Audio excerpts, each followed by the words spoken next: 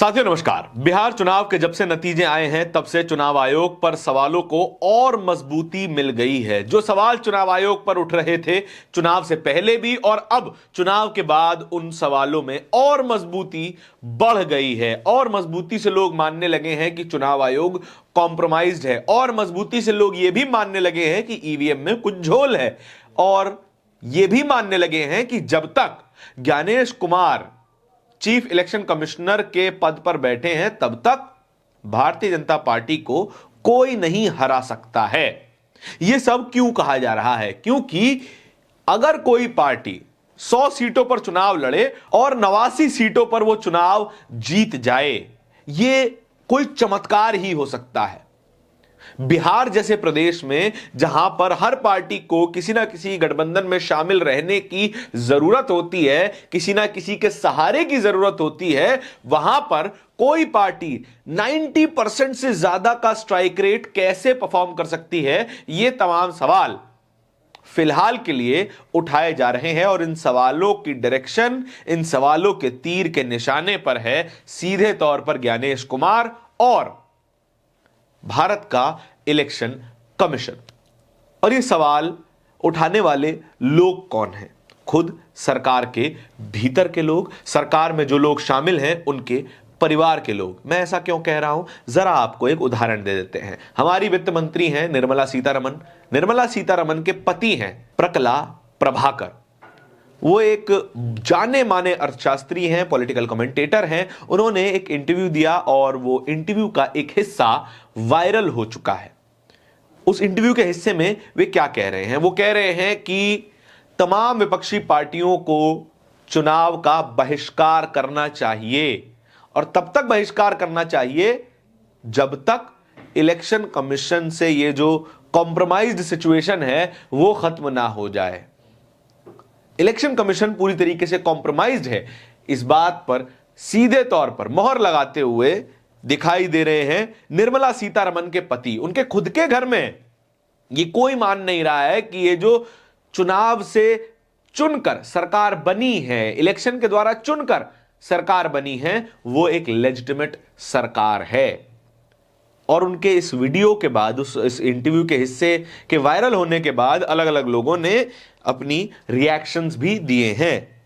रणविजय यही वीडियो का हिस्सा ट्वीट करते हुए लिख रहे हैं, विपक्ष को अब चुनाव का बॉयकॉट करना चाहिए। इसका कोई मतलब नहीं कि आप ऐसा चुनाव लड़ें जो निष्पक्ष नहीं है। चुनाव लड़कर विपक्ष सिर्फ चुनाव चोरी को वैधता दे रहा है।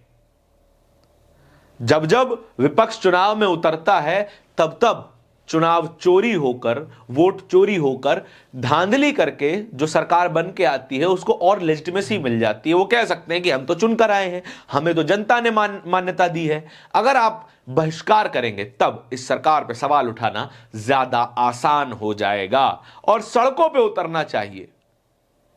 सड़कों पे उतरिए, समझाइए लोगों को कि किस तरीके से उनके अधिकारों का हनन हो रहा है।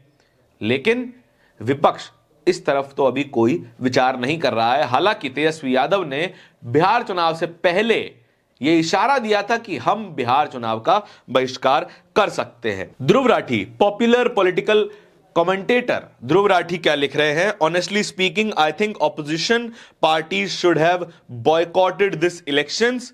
They already knew what's happening after SIR and vote चोरी. Learn from Mahatma Gandhi. महात्मा गांधी के पास जब कोई ऑप्शन नहीं बचा था तब उन्होंने बहिष्कार का रास्ता अपनाया था, बॉयकॉट का रास्ता अपनाया था और शांतिपूर्ण प्रदर्शन करते हुए आज की सरकार से कहीं ज्यादा मजबूत व्यवस्था ब्रिटिशर्स को घुटनों पर ला दिया था और उन्हें बाहर जाने से, देश छोड़ने पर मजबूर कर दिया था। ऐसा ध्रुव राठी लिख रहे हैं। इससे पहले भी जैसे ही चुनाव का नतीजा आया तभी राष्ट्रपति का चुनाव लड़ चुके यशवंत सिन्हा और कद्दावर कांग्रेस नेता यशवंत सिन्हा लिखते हैं, the opposition party should stop contesting election as long as Gyanesh Kumar is CEC and election commission remains compromised. Political parties को चुनाव लड़ना बंद कर देना चाहिए, ऐसा यशवंत सिन्हा लिख रहे हैं। प्रकला प्रभाकर ने अपनी बात में क्या कहा, वो हिस्सा भी हम आपको सुनाना चाहते हैं। Entire opposition should quit the Lok Sabha. Okay. One.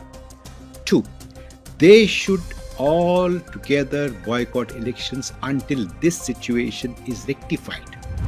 Contesting an election, political parties are only legitimizing a vote theft.